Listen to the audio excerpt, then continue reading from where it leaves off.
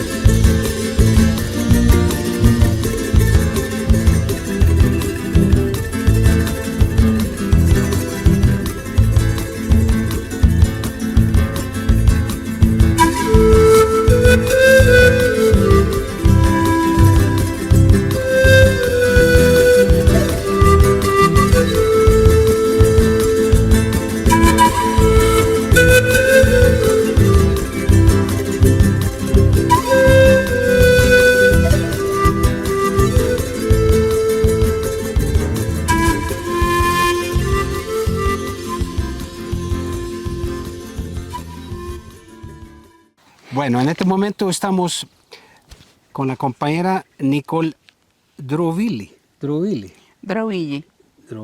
perdón. Realmente el motor acá, junto con las otras compañeras, en este ecoparque o ecomemoria, como lo llaman, ¿no?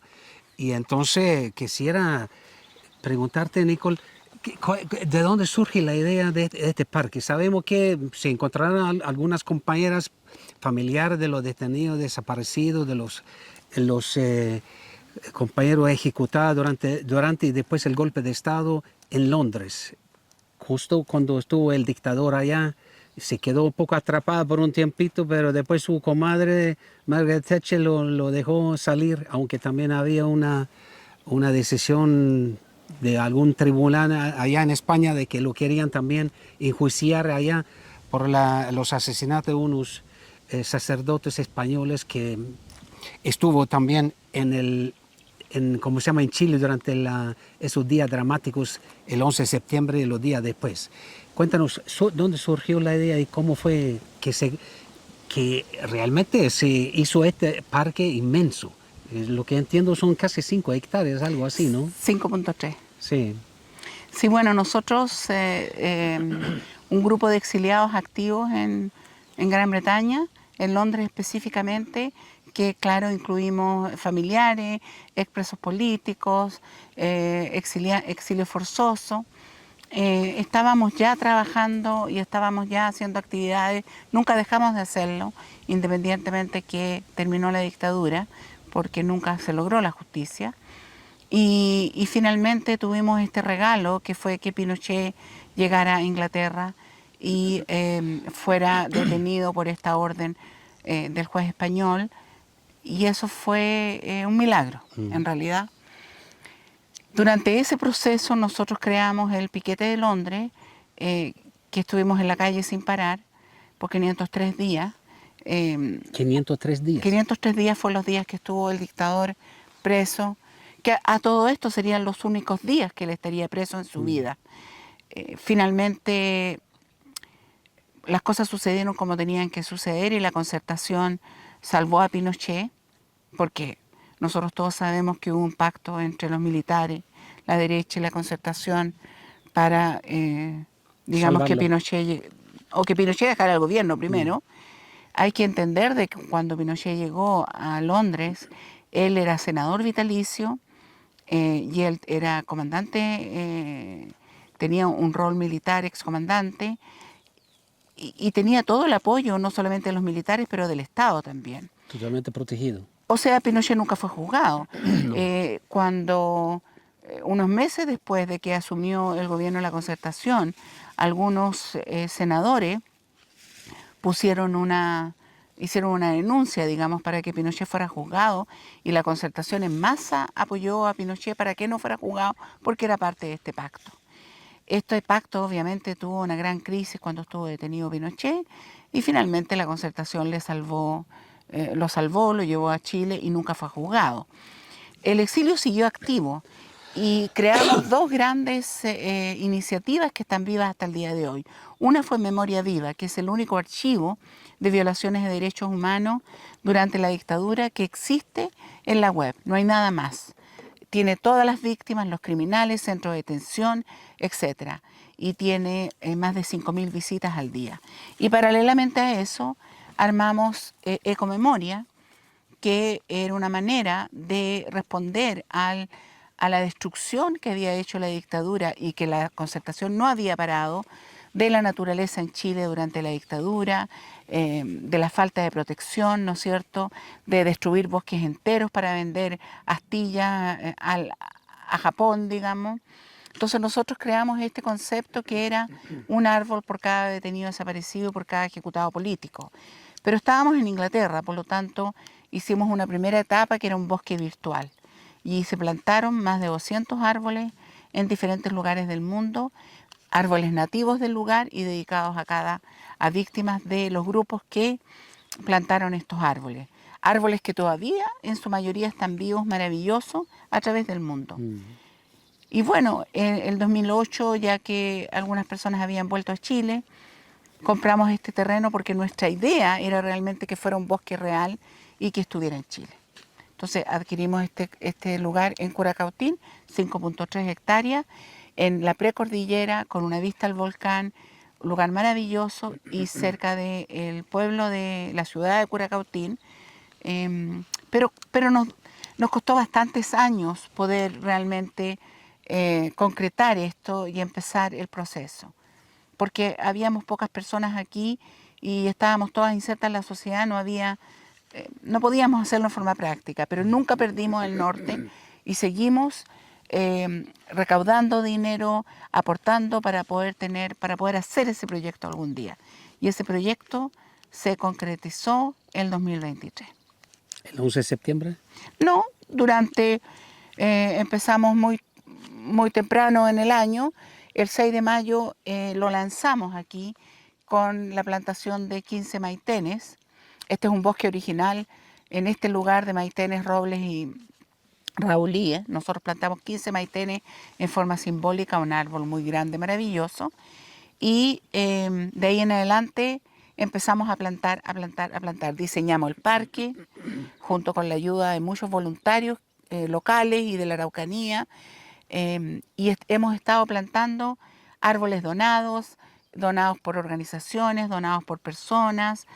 También nos donó árboles la CONAF a través del compromiso de muchos de los trabajadores de esta CONAF instancia. es el instituto... Es una instancia autónoma del Estado que se preocupa de la conservación de los bosques nativos. Pero tuvimos suerte con quienes estaban en la CONAF, personas que entendían lo que estábamos haciendo. Nosotros lo que estamos haciendo aquí es lo que se llama restauración del bosque nativo. Todo el espacio, con excepción de los árboles antiguos, que son cerca de 420 individuos, que son árboles ya más antiguos, todo el resto estaba con el pasto corto porque estaba dedicado al ganado. Entonces nosotros vinimos aquí a restaurar lo que había sido el bosque nativo, introduciendo más de 22 especies. ¿Cómo está la calidad de la tierra acá para plantar estos árboles? ¿Han tenido algún ingeniero, agrónomo, algo así que ha analizado la tierra? Sí, pero no hemos llegado a esos niveles porque en realidad la tierra se ha conservado en muy buena condición, porque es un lugar para pasteo de animales y vacas. Entonces hay muchas bostas de vaca. Entonces la tierra es realmente, estamos muy privilegiados de tener este espacio. Y también nos asesoramos para saber qué especies íbamos a poner. Y tenemos en este momento la primera fase, porque inauguramos el Ecomemoria el 9 de septiembre. Tenemos hasta el 9 de septiembre que se acabó el proceso de plantación por el clima. Plantamos más de 1.500 árboles de 22 especies diferentes. Aparte de que lo que hemos regado hoy en día, ¿no? Bueno, este lugar no tenía árboles, ¿No? excepto los árboles antiguos. Mm. Entonces, todos los árboles que existen hoy en día los plantamos en 2023 y durante todo este proceso, a partir de noviembre, que ya empezó, ya dejaron de llegar las lluvias, nos hemos preocupado de regar y vamos a estar regando hasta que vuelvan las lluvias para asegurar la sobrevida de los arbolitos.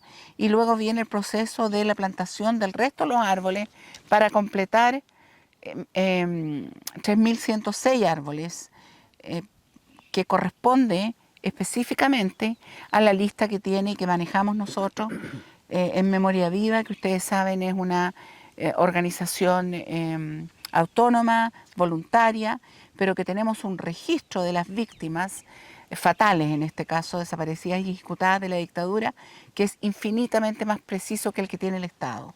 Porque el Estado chileno negocia, los gobiernos han negociado, todo lo que se ha logrado en Chile ha sido las negociaciones entre la izquierda, podríamos llamarla, y la derecha, que han estado, se han alternado los gobiernos. Entonces, cuando se crearon las comisiones de verdad, no se crearon para la justicia, se crearon para neutralizar un poco el movimiento de los derechos humanos, para que el Estado dijera ya, efectivamente, estas son víctimas de los agentes del Estado. Y crearon algún nivel de compensación y crearon algunos planes, pero la manera que establecieron las víctimas fue, por lo menos, absolutamente vergonzosa. Crearon un tiempo, hubieron 3 comisiones de verdad, pero crearon un tiempo, una ventana de tiempo muy pequeña para que se hicieran las denuncias. Muchas de las personas que tomaban las denuncias no tenían la formación necesaria y esos periodos se acabaron y con esas denuncias se investigaron, muchas se investigaron en forma muy somera. De hecho, hay casos que eran falsos, hay casos que los nombres estaban mal hechos, hay casos en que los nombres estaban puestos 2 veces, etcétera. Después se fue arreglando con el tiempo.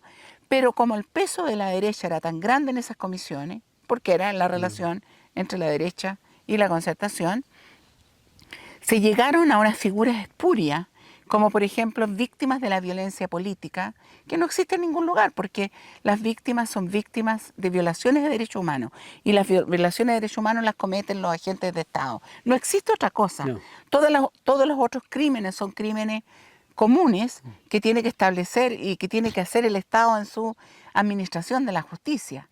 Pero el concepto que las violaciones de derechos humanos ponen a la persona en una situación terriblemente vulnerable porque está siendo justamente atacado por el Estado, quienes tienen el deber de proteger a la persona. Entonces uno no tiene ninguna herramienta del Estado para defenderse. No tiene el sistema judicial, no tiene la policía, no tiene la fiscalía.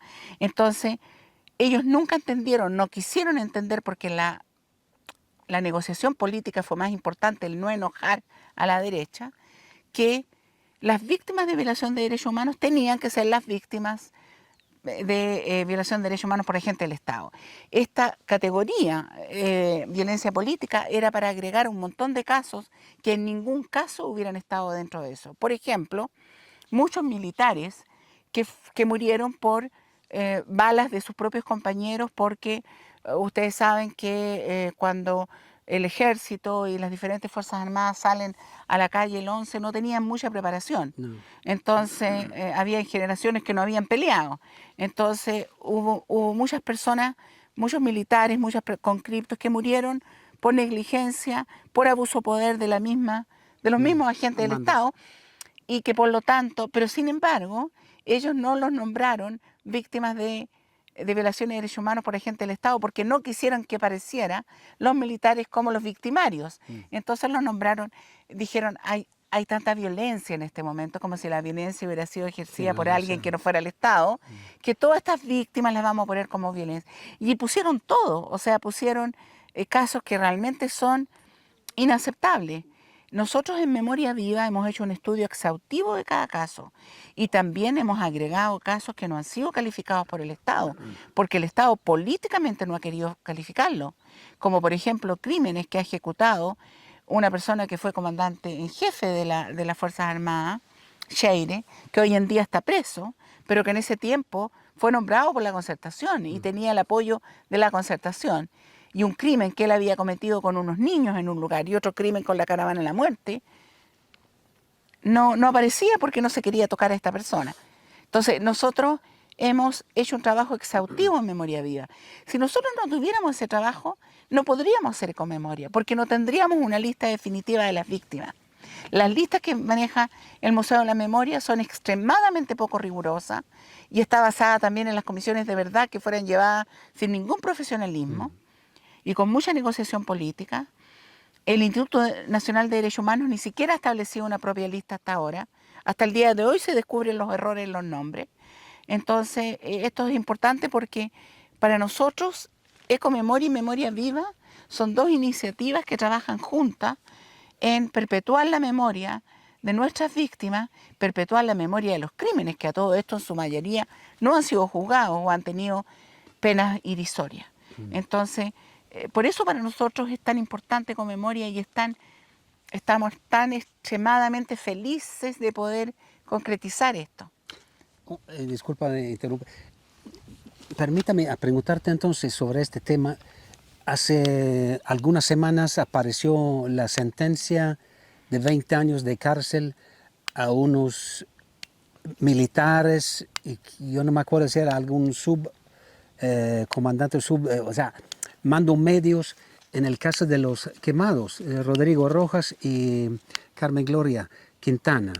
38 años después hacen justicia. Y uno de estos militares, me imagino yo que está a punto de fallecer o algo así físicamente.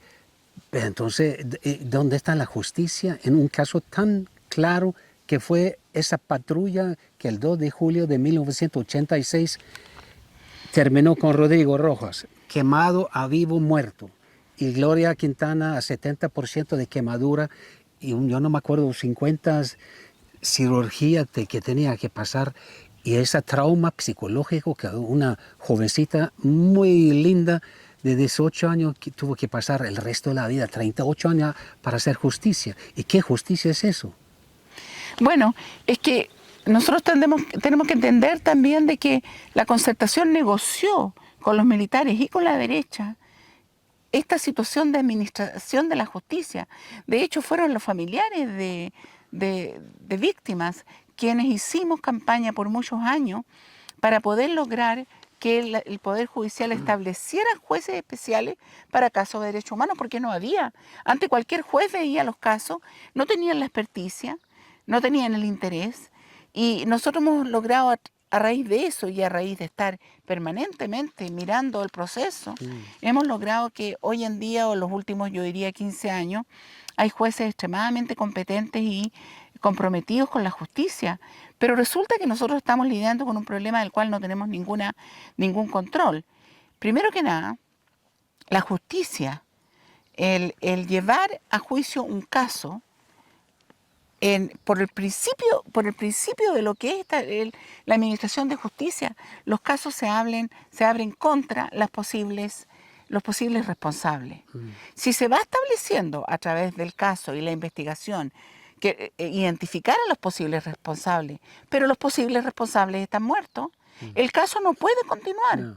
Porque los casos están contra una persona que puede después resultar culpable. No. Los casos se hacen contra un posible responsable. Cuando se identifica el responsable y se inculpa y después se procesa para que después en un juicio, bueno, esto se ve en el sistema procesal anterior, que es el juez que investiga, que son los jueces especiales, con todas las evidencias, estando esa persona procesada por este crimen o esas personas, se empieza a elaborar la sentencia donde finalmente se le acusa y se le condena a la persona. Si en el proceso esa persona o esas 2, 3, 4 personas mueren, no se puede continuar. No. Porque la justicia está contra alguien, ¿entiendes? Entonces, ¿qué es lo que pasa? Que las personas que ahora tienen mucha edad porque tenían más de, no sé, 40 años, etcétera, cuando cometieron los crímenes, ahora está el otro problema, que cuando cualquier acusado tiene más de una cierta edad, se requiere, y esos son parte de los derechos procesales que no deben ser cuestionados, se requiere un informe con respecto a sus capacidades, ¿no es cierto?, cognitivas, de memoria, etcétera, para poder defenderse, porque eso tiene que ver con el debido proceso. Y bueno, eso sucede y en muchísimos casos, por un problema de la edad, esas personas no pueden, por lo tanto, ser juzgadas porque no pueden entender el proceso en que se encuentran, ¿no es cierto? Ese fue más o menos el pretexto de Pinochet en Inglaterra, ¿no? No. ¿No? En Inglaterra el problema no fue ese. En Inglaterra fue que, de acuerdo a las leyes británicas, el ministro del Interior tenía finalmente la última palabra. Ah, claro. Entonces él podía, digamos, basarse en eso o no basarse, porque había una parte discrecional. Y él, en forma discrecional, digamos, a petición del gobierno chileno y también de la derecha británica, decidió no soltarlo, digamos. O sea, Pero justicia nosotros politizada. no, la justicia es así. Hay una parte, hay una parte en que hay una decisión política con respecto a la justicia. El problema no fue que la decisión política estaba en las manos del Ministerio del Interior en Inglaterra. El problema fue que la concertación que llegó al poder con nuestros muertos, y que hasta el día de hoy es la narrativa, digamos, es la narrativa que tienen con respecto al sufrimiento que se produjo en dictadura, ellos decidieron apoyar su pacto, apoyar a Pinochet y olvidarse de las víctimas. El problema lo tuvimos con Chile, no con Inglaterra.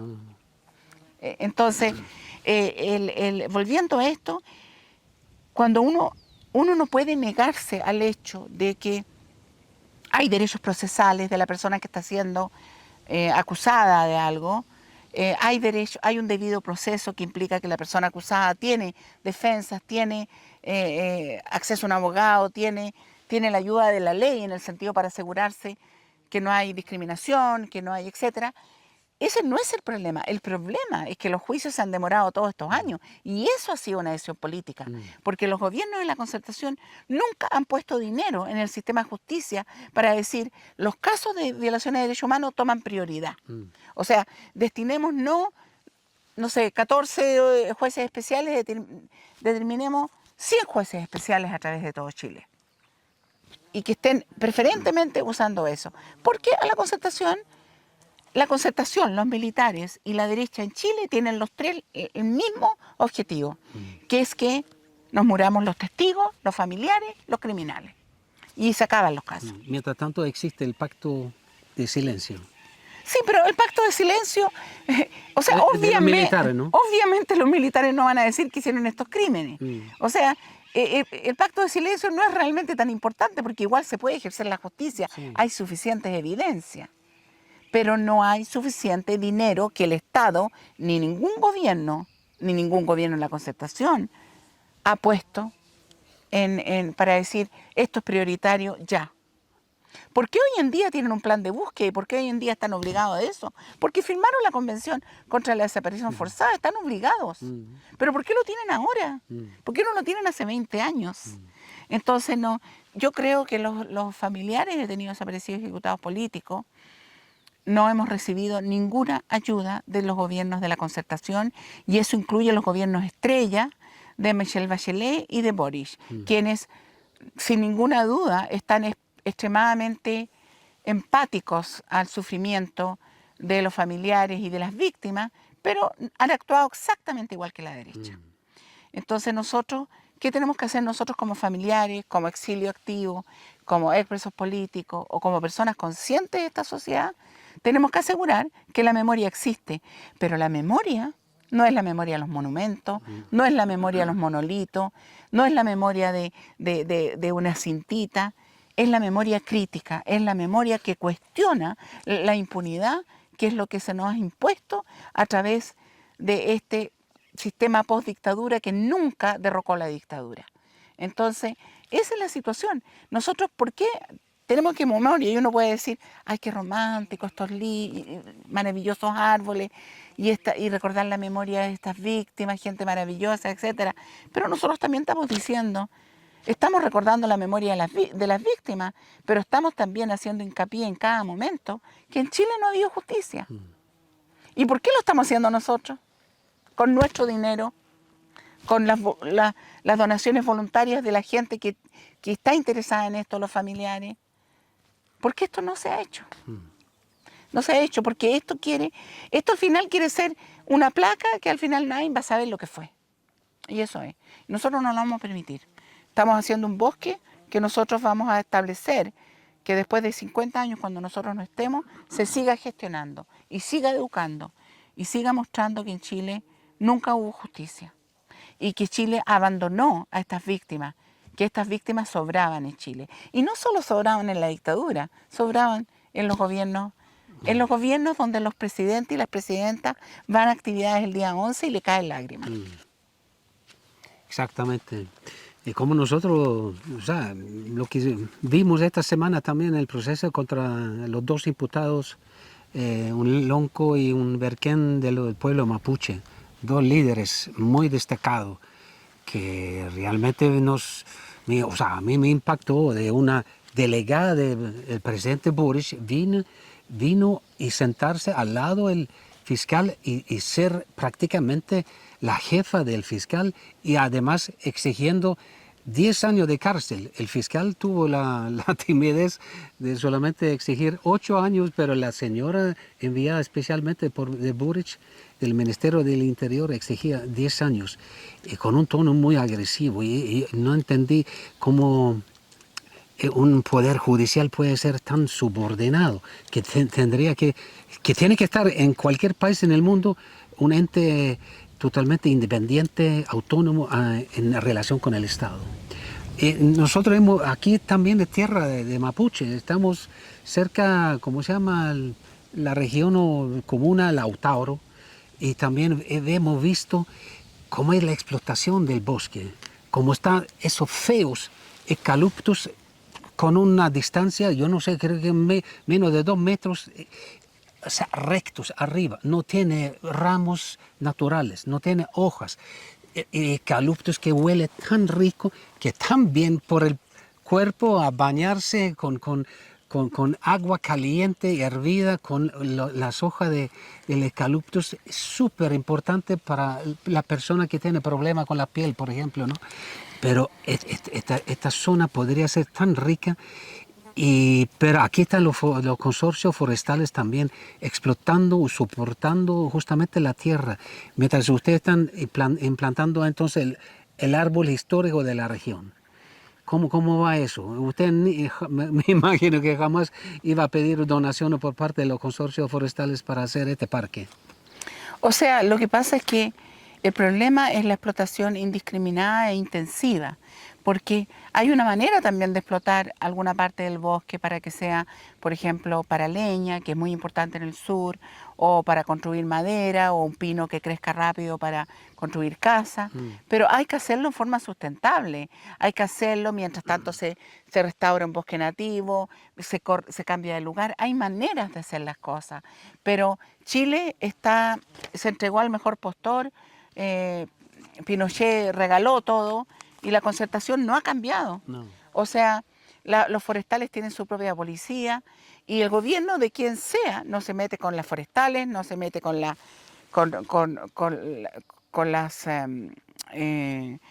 el salmón, no se mete con las mineras, no los toca, no los toca. Ese territorio no es chileno.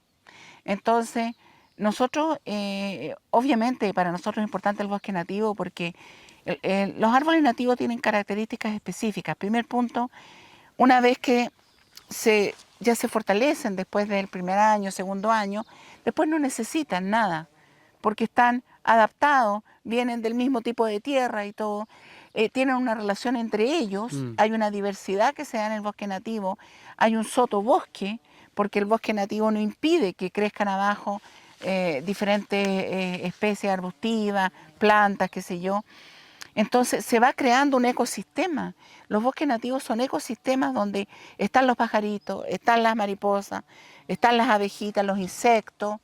Entonces es importante entender, en realidad los insectos son muy buenos. Los insectos polinizan, polinizan y todo. Y eso es lo que queremos, porque nosotros queremos que la naturaleza se pueda desarrollar para que también sea bueno para nosotros vivir en este planeta. Nosotros queremos una interacción con la naturaleza. Entonces, se han demostrado la importancia del bosque para las personas que tienen ciertas dificultades en salud mental, problemas físicos, depresión, etcétera. Un camino por el bosque es algo maravilloso. Nosotros queremos que cuando vengan aquí, cuando estos arbolitos, nosotros aspiramos que estos arbolitos empiecen a crecer, produzcan un poquito de sombra, porque ahí se va a ver el efecto bosque. Claro. No lo tenemos todavía.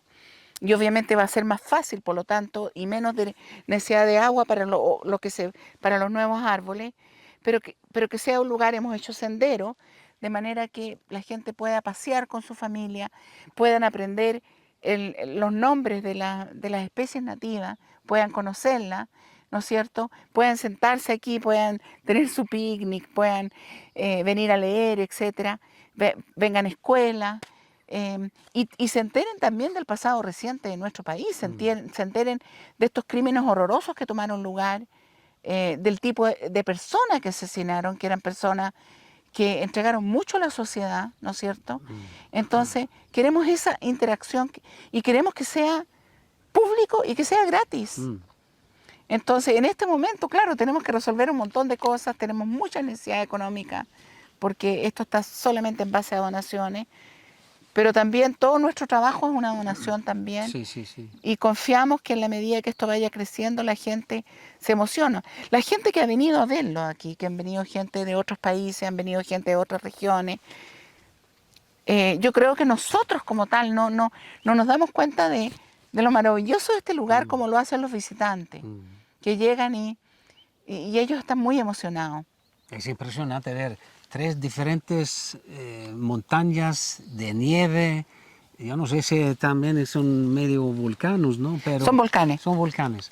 O sea, pero es precioso, ¿no? Es una naturaleza, sinceramente, que uno se siente muy relajado después de una jornada de trabajo estresante, ¿no? Efectivamente. Pero entonces, aquí la necesidad tuya. Por ejemplo, aquí hay 2, se puede ver arriba y acá 2 tanques de 2.500 litros, algo así, Sí. ¿no? Y han hecho también un pozo. Llegaron a 40 metros de profundidad, ¿no? Exacto. Encontrando una buena fuente de agua. Una buena fuente de agua. Subiendo con una bomba hasta arriba. A mí me parece muy, muy buen trabajo hecho de tener incluso mujeres. Realmente estoy impresionado, ¿no? Porque en Centroamérica, donde vive, el problema del agua significa que cada casa tiene que tener 2 o 3 tanques en el techo para sostenerse durante la semana, pero el problema del agua es inmenso, ¿no? Pero aquí hemos cargado también agua todo el día acá a los diferentes arbolitos, ¿no? Entonces yo le daría una recomendación a toda la gente que ve este video, que da un aporte, sea como sea, ¿no? Al final de este video vamos a poner los números bancarios para remeter las compañeras acá, pueden trabajar con poco tranquilidad, ¿no? Porque hacer este proyecto no es cualquier cosa, es inmenso. Como decía la compañera, 5 hectáreas y pico más, ¿no? Así que, bueno. O sea, mira, nosotros cuando este pozo lo tenemos solamente hace un par de semanas y después nos demoramos más de una semana de instalar esto que nos permitía usar el agua del pozo. Hasta entonces, desde que acabaron las lluvias, hemos venido en la camioneta Agua. con botellas de agua de 5 o 6 litros, llena la camioneta, y obviamente ha sido muy poco, pero hemos igual regado un poquitito los árboles, porque yo creo que cuando pasó la inauguración, bueno, ahí estuvo bien porque vinieron después 1 mes, 2 meses de lluvia y estábamos tranquilas. Pero cuando empezó a dejar de llover, y los árboles se pueden secar en una semana, sí, claro, porque todavía no están completamente establecidos. El ingeniero dijo que 50% de estos árboles van a morir. Dijo una cosa así, pero nosotros no lo vamos a permitir. Nosotros ya hemos logrado recuperar muchos árboles que se secaron, pero a través del agua que le hemos han sacado brotes, y realmente vamos a poder recuperarlo. Nosotros pensamos que no vamos a perder nunca más de 8 o 9%, y eso queremos incluso minimizarlo, porque los árboles ya no son árboles, ya son árboles que están relacionadas con una persona que tiene familia, una persona que es querida, que falta en Chile. Entonces ya no es solo el árbol, que de por sí se merece sobrevivir, pero es la persona. Cuando nosotros empezamos a venir a regar, en realidad luchamos mucho contra esa sensación de que esto no lo podíamos hacer, de que esto era mucho, de que no lo íbamos a lograr nunca. Y simplemente seguimos. Y ahora con el agua que tenemos, que igual es un inmenso trabajo, porque tenemos el agua, pero hay que acarrear las botellas igual, 50 metros, o sea, igual es un inmenso trabajo, pero ya podemos hacerlo en mayor escala. Tenemos mucha confianza que vamos a lograr que los arbolitos sobrevivan. Y esto va a ser más que nada hasta que llegue las lluvias, y ahí vamos a Sería el mes de empezar, mayo, ¿no? más o menos, puede venir antes, puede venir después, pero ahí vamos a empezar, vamos a dejar de regar y vamos a empezar a plantar la segunda fase. Ajá. Y ya el otro verano, los arbolitos que lograron sobrevivir, muchos de ellos ya no van a necesitar ser regados, lo vamos a hacer igual por cariño un poquito, pero ya vamos a tener que regarlos nuevos. Y bueno, están todos los problemas que hay. Nosotros en este lugar no tenemos baño, no tenemos una fosa séptica, no tenemos ningún lugar donde dejar nada. Tenemos que venir con todo en la camioneta, sillas, toldo, mesa, herramientas, Sí, ¿no es cierto? Pala, combo, la pala etcétera. estaba cargadísima, llena. Sí, entonces el generador también que tenemos Sí. cuando tenemos que llenar los tanques. Entonces necesitamos tener un lugar donde podamos venir simplemente y todo encontrarlo aquí. También vamos a necesitar financiar un sistema ya más, financiar una bomba, por ejemplo, que nos permita, cuando estamos aquí, impulsar un sistema de riego y poder tener un sistema de irrigación con planza o con tubo de irrigación que llegue a muchos árboles, por lo menos la mayor parte o lo más alto, que podamos usarla con una bomba. Eso ya es un sistema que tiene su valor, pero y no podemos hacerlo todavía, pero eventualmente vamos a tener también que conseguirnos fondos para eso. Sí, claro. Aquí será en total, en este momento son 1.500 Que árboles. plantamos, Sí, más plantaron, sí. 420 o 500 que ya existen. Sí, entonces en total va a ser 3.106. Sí.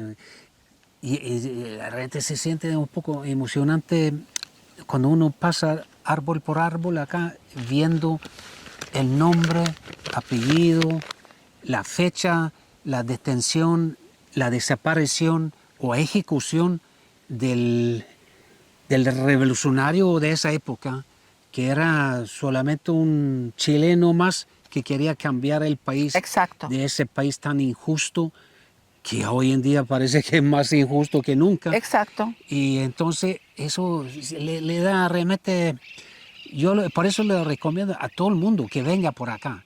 Y sobre todo van a tratar también a hacer un poco más acogedor que la visita que viene, para poder venir mucha gente, ¿no?, a recibirlo. En el caso suyo, por ejemplo, ¿qué familiar fue desaparecido o ejecutado y qué fecha fue? Bueno, yo estoy aquí con mi hermana que me acompaña siempre, Vivian, y las dos tenemos a nuestra hermana mayor, Jacqueline Drugui Jurich, y su marido, Marcelo Salinas Heitel. ¿Los dos? Los dos, y mi hermana estaba embarazada de 4 meses. También tengo mis dos primos, Bárbara Uribe Tambley y Edwin Fanjurik Altamirano, quienes están también, son pareja y están desaparecidos. Y obviamente, como todos nosotros, tenemos muchísimos amigos y personas muy queridas y personas del exilio que después volvieron a Chile y fueron asesinados. De alguna manera también como familiar de detenido desaparecido, y haber trabajado en este tema y estar inserto en esto por tantos años, también nosotros conocemos la historia de, yo diría, la mayoría de las personas que estamos poniendo etiqueta. Para nosotros no son nombres, no son simplemente un dato. Nosotros conocemos, a lo mejor conocemos a sus familiares, a lo mejor conocemos la historia de ellos, y es muy importante que esto se conozca para el futuro, porque eso es otra cosa que tiene que ver con el proceso chileno, que fue tan insincero de la Concertación. Que la Concertación recibió el poder de Pinochet, se hizo un pacto, Pinochet entregó el poder porque ya no era sostenible, ya Estados Unidos no estaba apoyando a Pinochet. No. Entonces entregó el poder, pero con las condiciones de Pinochet, que era quedar él como senador vitalicio, que era también él no perder nunca el rango de expresidente, que nunca lo fue. No, nunca. Y sin embargo, hasta el día de hoy se habla del presidente Pinochet. Sí. A él se le debería haber quitado a nivel legal el rango de expresidente, porque fue un dictador. Nunca se ha cuestionado. Él fue senador vitalicio de un sistema que él mismo creó y un poder que se dio él mismo.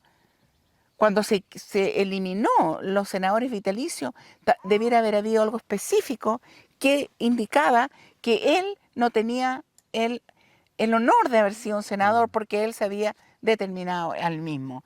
Él fue comandante en jefe y fue capitán general y fue un montón de títulos que él se entregó a sí mismo. Nunca eso se cuestionó. Nunca se cuestionó. Entonces, ¿qué es lo que pasó? De que la dictadura militar en Chile nunca fue políticamente derrocada. Y esa es la diferencia con otros países de Latinoamérica, concretamente Argentina, en que independientemente de la posición política, hay una gran mayoría que considera que la dictadura militar no fue buena. Aquí todavía estamos luchando con el 50%. ¿Por qué? Porque también los gobiernos de la concertación que pudieran haber hecho estos cambios, nunca lo hicieron. Entonces, nosotros todavía tenemos esta situación, presos de violaciones de derechos humanos, responsables de violaciones de derechos humanos, que siguen recibiendo pensiones millonarias del sistema del Estado, porque nunca se ha cuestionado eso. Entonces, por eso que yo digo, si realmente nosotros estamos luchando por justicia, por verdad, si estamos luchando por esta memoria crítica, nosotros tenemos que hacerlo fuera del gobierno, porque el gobierno está contaminado, los gobiernos están contaminados. El Estado chileno nunca tomó una decisión de que lo que pasó durante el tiempo Pinochet era algo que no debiera haber pasado. Nunca hubo un cambio, nunca se hicieron correcciones a lo que hizo Pinochet. Entonces, ¿por qué esto es importante? Porque justamente son sitios como estos que están como testigos de que eso nunca sucedió en Chile. ¿Entiendes? Y por eso que nosotros no recibimos ayuda del Estado y no vamos a pedir ayuda del Estado. Nosotros eventualmente, cuando este sea un bosque establecido, vamos por derecho, porque tenemos derecho como ciudadanos, vamos a hacer un acuerdo con la CONAF, que ella se encarga de los bosques, para asegurarnos que esto está también en el catastro de bosque nativo y que eventualmente ellos pueden ayudarnos, por ejemplo, en lo que es gestión del bosque nativo. O sea, que hay un árbol que se muere, se puede reemplazar, etc. Pero bajo nuestras condiciones. Pero nosotros queremos, eso sí, tenemos muchos acuerdos con diferentes personeros del Estado, Ceremi, regionales, etc. Gente que nos ha ayudado mucho, el delegado regional y todo, pero ellos saben perfectamente nuestra posición con respecto a esto. Ellos saben que nosotros estamos actuando en conciencia. Entonces, eso es también algo que da mucha satisfacción cuando uno está trabajando en un área y lo está haciendo desde la ética, desde lo que ha sido la trayectoria de todos nosotros y también desde el colectivo. Nosotros, el grupo Ecomemoria es un grupo que existe en Londres. Obviamente yo estoy aquí en Chile ahora, pero tenemos Miriam Bell, que viene de ese grupo en Londres. La semana antepasada tuvimos a Silvia, a Juani, que vinieron del grupo Ecomemoria, vinieron a Chile, vinieron hasta con nosotros y a trabajar. Tenemos permanentemente esta interacción con los compañeros de Ecomemoria, que ellos están trabajando arduamente por la cosa financiera. Y tenemos también toda la red, que es la red en el fondo del arresto de Pinochet, que era el exilio, pero el exilio movilizado, no el exilio que se fue a la casa después de la concertación, el exilio movilizado. Y aquí tenemos las redes, porque nosotros seguimos trabajando aquí en la Araucanía, insertos en la lucha por los derechos humanos. Entonces, esto es muy lindo porque esto también, como un extra beneficio, permite también articular una red. Y las redes es lo único que nos va a salvar, lo único. Las redes horizontales, las redes no piramidales, las redes no controladas por partidos políticos, las redes sin gurúes, es lo único que nos va a salvar a nosotros y nos va a permitir seguir trabajando desde la ética de lo que es el compromiso personal por un cambio de esta sociedad que se cae en pedazos. Porque me imagino yo que tan importante de que la nueva generación Eso es importante. Sí, o sea, déjame solamente hacer un comentario sobre la juventud de hoy, ¿no? Que es muy fácil con su celular, se pierde y si no le interesa absolutamente nada. Generalmente es así, ¿no? La revuelta 2019 fue una cosa que mostró que la juventud sí despierta cuando hay cosas concretas que están ante sus retinas. Y yo creo que el medio ambiente justamente es un tema tan importante y me parece muy inteligente combinar la memoria con la conciencia sobre el futuro, que este planeta también está en peligro por el cambio climático y todo, aunque los poderosos y las grandes transnacionales lo niegan, por supuesto, ¿no? Porque significa que tiene que hacer inversiones que no le gustan. Entonces, el millón de chilenos que están, como tú dices, en exilio, esa segunda, tercera generación que han crecido, nacido allá, es también importante para que captan un poco también de sus raíces, que fue Chile a través de sus padres y la memoria y la combinación de la naturaleza acá en esta región a mí me parece muy interesante, ¿no? Mira, yo no tenemos nosotros como Conmemora, ni yo tampoco, esa visión de la juventud. Yo creo que la juventud siempre ha estado movilizada. De hecho, la juventud en Chile, por ejemplo, empezó mucho antes del estallido la movilización de los pingüinos, que se llama, que eran los secundarios, después la movilización universitaria, después la movilización feminista, que le hicieron exclusivamente jóvenes, muchachas universitarias, y que finalmente hizo cambios en todas las universidades en Chile y cambios en el país. Y yo pienso que justamente la juventud está muy motivada. Lo que pasa es que no está motivada con temas de los 70. No. Pero bueno, yo tampoco. O sea, la juventud está motivada ¿por qué? Está motivada por salvar a los animales, que es absolutamente y éticamente correcto. Está motivada por salvar la naturaleza, ¿no es cierto? Está motivada también por aceptar la diversidad sexual, sexogenérica, por ser inclusiva. Está también motivada por el derecho que ellos tienen de representarse y participar, dar su opinión. Entonces yo personalmente pienso que hay una idea incorrecta de los jóvenes porque no está, digamos, haciendo lo que otros jóvenes estaban haciendo en los 70, pero el mundo ha cambiado. Y ese celular en el que están pegados todo el tiempo también es una herramienta de movilización. Nosotros tenemos mucha gente joven que nos apoya. Tenemos, por ejemplo, Moatima Hualmapu, son mujeres jóvenes aquí de Curacautín, que nos donaron 100 árboles, vinieron a plantarlo, han venido a todas las actividades. ¿Jóvenes mapuches? No, son Moatina Hualmapu. Ellas tienen una organización que está a nivel nacional, que es por el derecho al agua. Y que claro, ellas también muchas de ellas son mapuche, son jóvenes, son feministas, y nosotros tenemos excelente relación con ellas, tenemos relación también con otras feministas que de Curacautín, de la Araucanía. Bueno, yo estoy también en un grupo feminista de la universidad. Hay grupos animalistas que van a apoyarnos en esto. Hay grupos por justicia social. Entonces, yo pienso que en el fondo somos nosotros los que tenemos que abrir nuestra cabeza, no ellos. Nosotros no podemos exigirle a la gente joven que sea como nosotros. Ellos tienen su momento en la historia. Y yo estoy muy orgullosa de los jóvenes. Bueno, ya me corrigió bastante duro. No, tiene toda la razón. Sí, yo fui un poco, como se llama, subjetivo en ese sentido, ¿no? Y quizás no profundizando mucho el tema como tal. Pero no, yo comparto contigo, ¿no? Nosotros los viejos tenemos que entender la juventud de hoy. Como nosotros exigíamos a nuestros viejos también de esa época, que tenía que entender la juventud de esa época, ¿no? A ver, arrondamos un poco, hemos hablado de muchas cosas y a mí me parece ha sido un día muy interesante. Primero hemos trabajado todo el día acá y ahora rondamos sentándonos, no tan cansado tampoco, porque ha sido para uno como reportero que uno está sentado se mueve por aquí y por allá, pero a mí me gusta muchísimo esta salida de hoy, ¿no? Eso, y le agradezco muchísimo por haber sido invitado, ¿no? Pero quisiera dar la última palabra antes que pagamos la cámara.